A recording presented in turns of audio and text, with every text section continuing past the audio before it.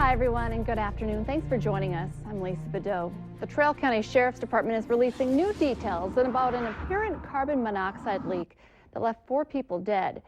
Deputies received a 911 call from a home in rural Blanchard Sunday night requesting help.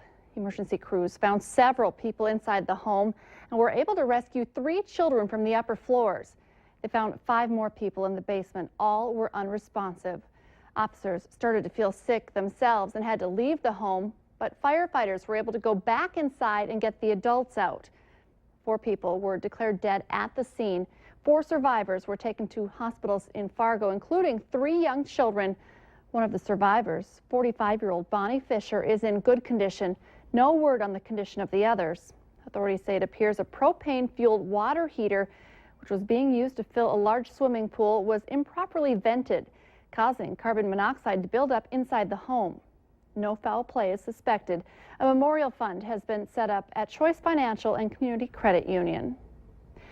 Moorhead police have arrested 2 men after a chase this morning, with more arrests possibly on the way. Police say the original chase started after a report of 2 vehicles driving recklessly on Rivershore Drive just south of that area after 6 a.m. A vehicle that was reported stolen from Detroit Lakes was found abandoned. Another Moorhead officer spotted the second vehicle and chased it, but called off that chase because of traffic. The truck was found a short time later stuck under the I-94 bridge. Police found several stolen items in the truck from an earlier burglary report.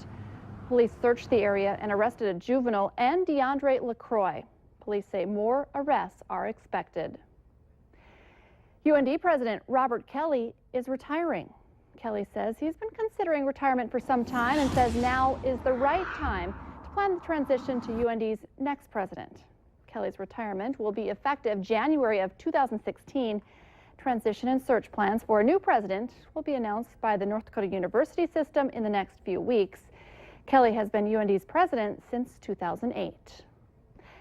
The morning rain has pushed out of the valley and now it's really heating up out there. Let's check in with meteorologist Robert Hahn to get our Tuesday afternoon forecast. Yeah, we've got some variable cloudiness, still a few showers and storms making their way off towards the south, and some variable temperatures, some rain cooled. It's 80 degrees here in Fargo following that rain, but down in Wahpeton it's 70 degrees there with some rain cooled air ahead of the rain. 86 in Sisseton. Check out Aberdeen. They're already 91 degrees. And it's only noontime. We're going to see quite a warm up as we head through the rest of the afternoon. There are the clouds. We will see a few more showers and storms possible later on this afternoon and this evening. Best chance for that in the far southern valley, and some of those could be on the strong side. Those showers and storms off to our south, they continue to dissipate, but more could fire south, the southern portions of the valley as we head through the rest of the day. As we head through the rest of the week, we're going to show you the first 2 days of that 7-day forecast. Today, hot. And we do have that chance for some isolated showers and storms later on today. Again, 1 or 2 could be on the strong side in the far southern valley. Tomorrow, not quite as warm. It looks like a pretty nice day out there, but once again, could see a few isolated showers and storms. We've got more showers and storms, nice warm weather on that 7-day forecast. We'll detail all of that, as well as detail that look at the risk for some severe weather in our far southern counties later today. Thank you, Robert. New for you at noon, a Clearwater County Sheriff's deputy is under investigation for allegedly walking into a woman's house by mistake while intoxicated. Police got a call shortly after midnight on Sunday from a woman who was home alone, said she heard someone else inside. When police arrived, the intruder had already left.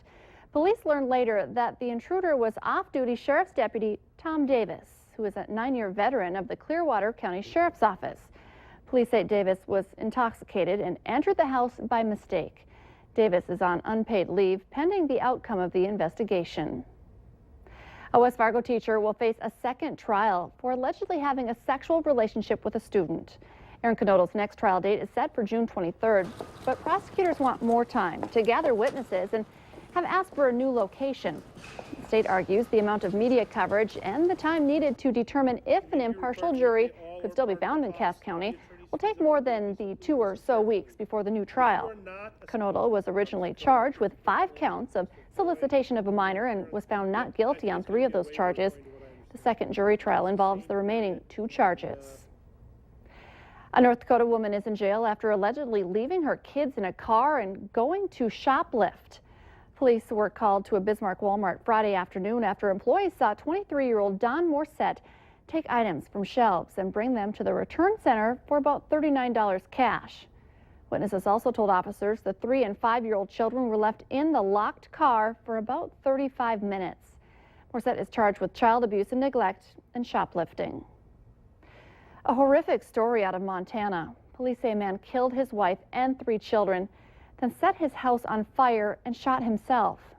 The shooting happened at a cabin so remote it doesn't even have an address. Police say the man shot his wife in the kitchen, then shot his 1-year-old baby laying in a crib. The man walked outside and shot his 2 other children, ages 4 and 6. Authorities say the man carried the 3 bodies back inside and arranged them on the bed. He called a friend who dialed 911. By the time authorities found the remote home, it was fully on fire. The bodies of the man and all 4 victims were found inside. Officers have not yet determined a motive for the shootings.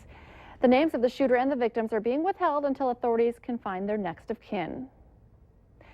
Friends and family are gathering later today for memorial services for a 6-month-old Fargo baby who was found unresponsive at his daycare last week. Visitation for Owen Skoji is tonight from 5 to 7 at the Anderson Funeral Home in Wilmer, Minnesota. The funeral is at 11 a.m. tomorrow, also at the funeral home. A preliminary autopsy confirms Owen died of a blunt force trauma to the head. Police are waiting for additional tests to show when that injury happened.